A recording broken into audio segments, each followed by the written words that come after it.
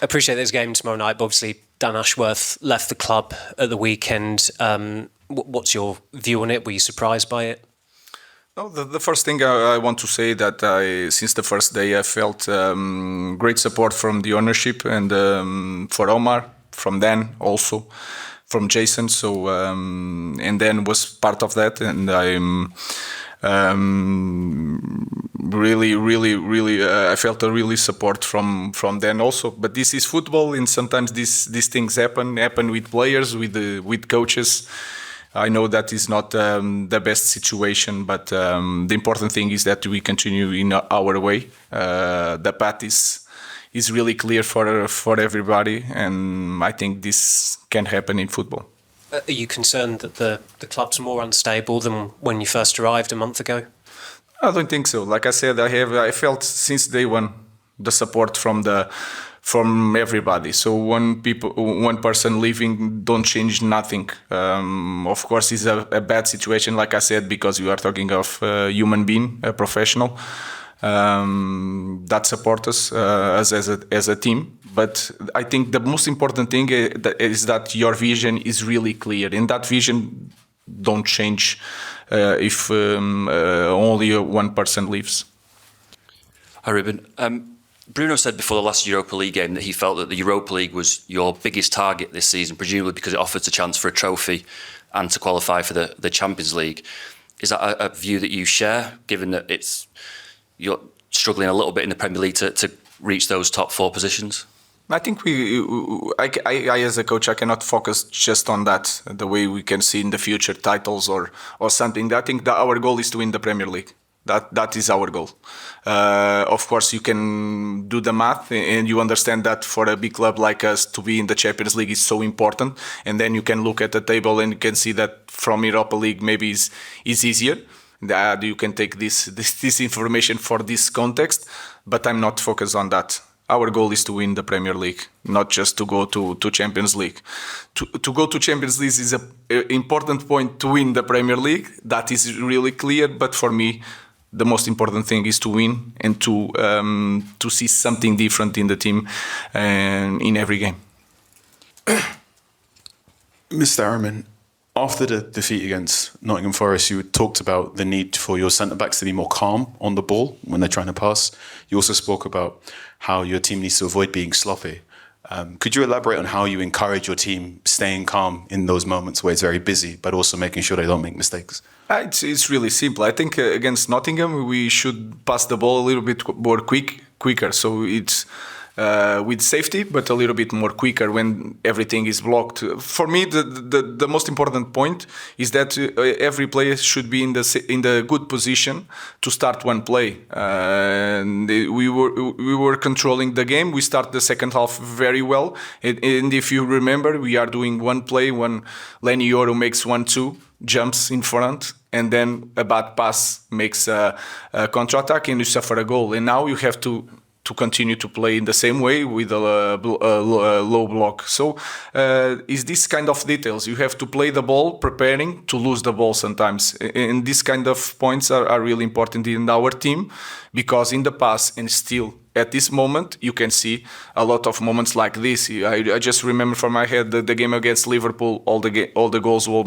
most like that, and then we are doing work on that, and you see the same thing last week. So you are trying to improve with the ball, but also preparing the way you can, when you lose the ball, you are covering our own goal. Thank you very much. Malacia, I wanted to ask, how are you taking on these new details from your new coach? Obviously, it's been a lot of change in your career recently, and I just want to know about how you're adjusting to these new details. No, of course, there's a lot of changing, but what I like and what I know from this manager is that he's very clear. So for all of us, so that's the most important thing. So we know what we have to do in the game. Hi, Ruben.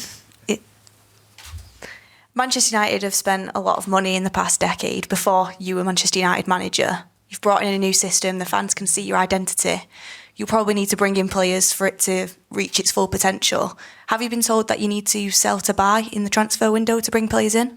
No, I'm really focused on to see my players, to understand my players, and I think that was one of the problems of the clubs. We have to focus on what we have. We have to focus on the academy, and you also to have the clear profile when you get the players. So it's a lot of details you have to manage. You can see it set pieces. Sometimes you look at our team, we are a small team compared to the others. Every detail counts, and you have to be very clear first in the profiles. Arrange all the process and then go to that phase of buying and selling players. But we have like Thai international players. They are good players, and we need time to teach our idea, and then we will see. Because this is a massive club. If you don't win, the coach goes, the player goes. So you have to know that. So we have to improve as a team. We have to arrange a lot of things in our club before thinking just in buying or selling players. There's a lot to do. So let's focus on improving our players, improving our academy, and then see. Tyrell, it's been a long road back for you, and it's great to see you back on the pitch.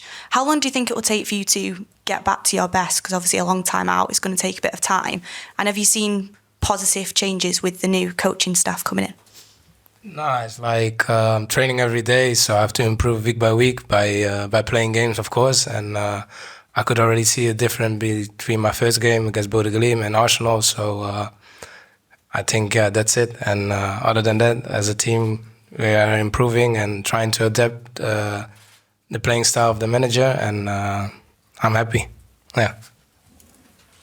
Yeah. Hi, Ruben. You mentioned about the vision and everyone being on the same path. It was clearly some people weren't on the same path, or Dan Ashworth wouldn't have gone. So what is that vision, and are there some disagreements over it? No, I don't think so. I cannot tell you about the vision. The whole vision is just in a press conference, but we want to take this club winning the Premier League and to be an elite club like this club should be. In this way, we have to make changes because of the context. I don't know. You could change the coach.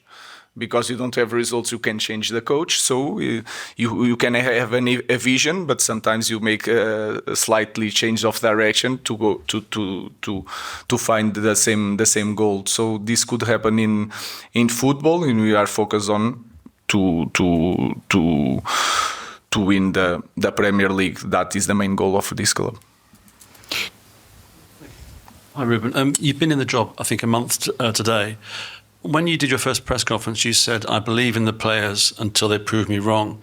I appreciate you're still getting to know a lot of them, most of them, but you must have formed an opinion of the players.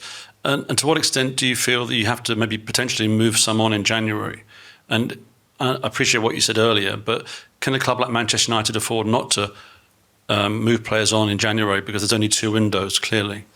I really don't know. There's a lot at stake in this moment. We have a lot to do, a lot of games. We don't have time to train, so the players have contract. We have to see him. It's a new idea, new coach. Sometimes I have one idea in the first week. Second week I have a different idea. Then we have to see what happens. So it's everything.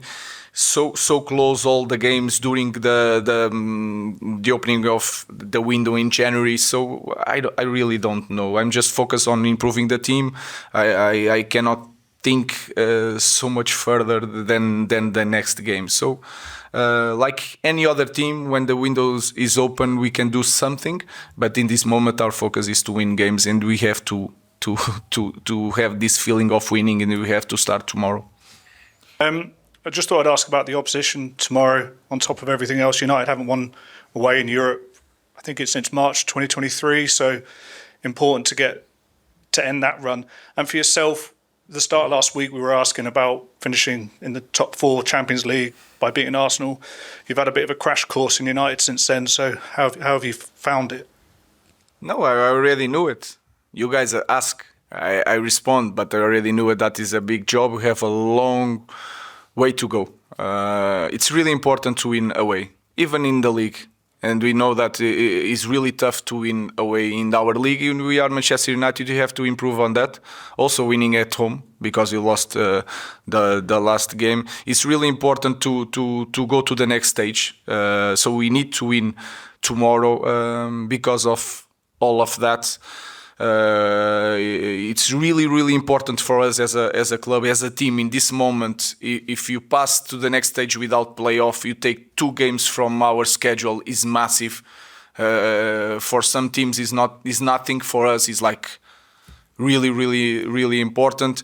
But we are facing a team you don't, maybe a lot of people in England don't know the name, but they are unbeaten at home in Europe.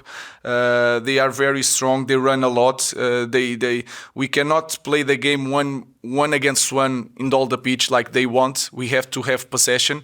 We have to control transitions. We have to be very good in second phases, like after crosses, the next cross. We have to improve on these details. We have to be so much better in set pieces, and we have to win it.